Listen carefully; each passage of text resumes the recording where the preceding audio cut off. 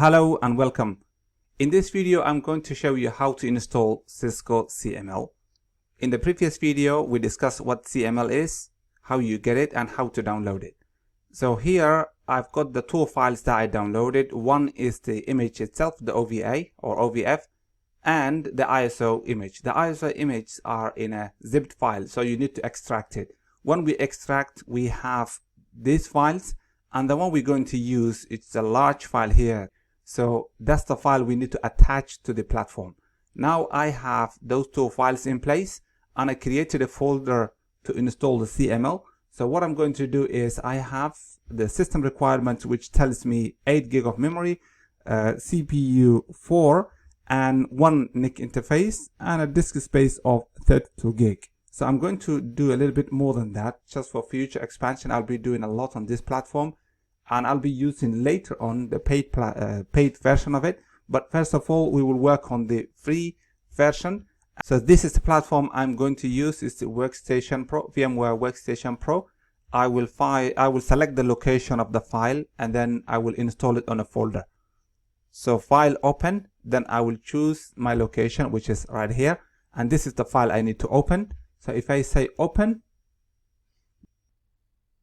so this is the file location. I'm installing it in my C drive. It's a Windows machine, and that's the name of the folder. That's the name of the file itself. So I will say import, and then this will appear here. Okay, so the file now is right here. We've got the disk that's allocated. I can increase the disk if I want to, and then I need first of all to change the NIC card. I will go to VMnet 0, which is connected to my LAN. The rest, for this case, I will leave it as this. Later, I will increase the disk. So here, file open. Before we start this machine, we need to attach the images. So the other folder, the other file we downloaded, and if we go to that location, I will select.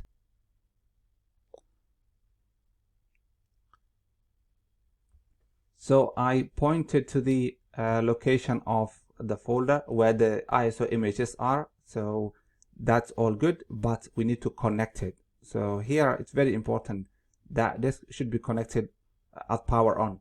So when I finish and say OK, one more time, I will check the configuration. I don't upgrade at this stage. And so you see the ISO image is now connected.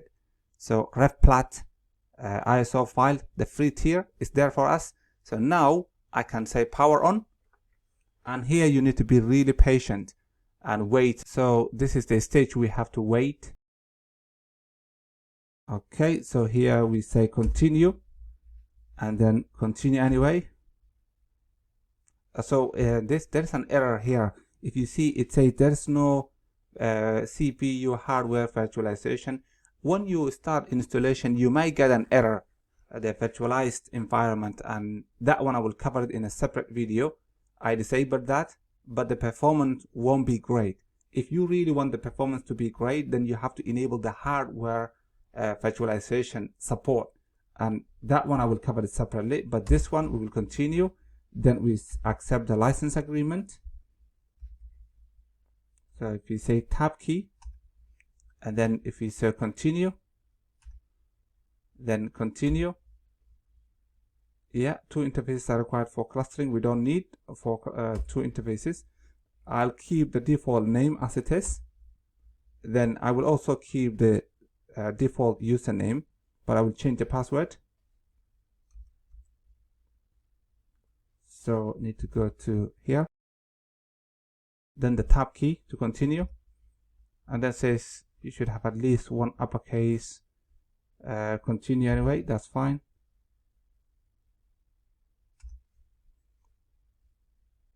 That's fine. This is a lab. Then this is the GUI. When you're accessing the GUI, you need the admin account. Then says the same.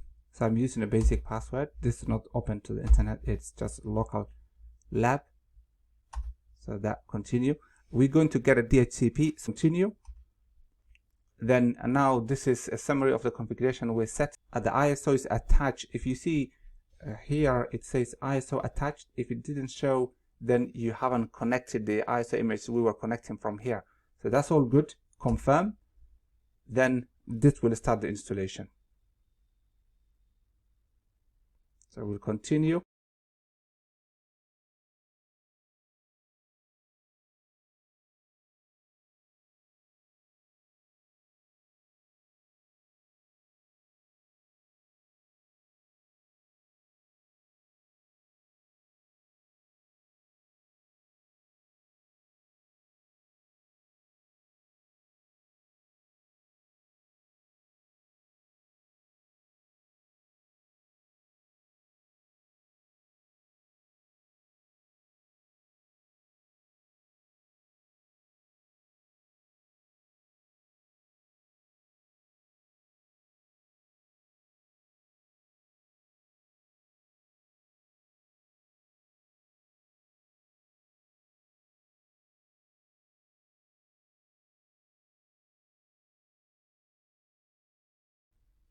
Okay, this took a bit of a time.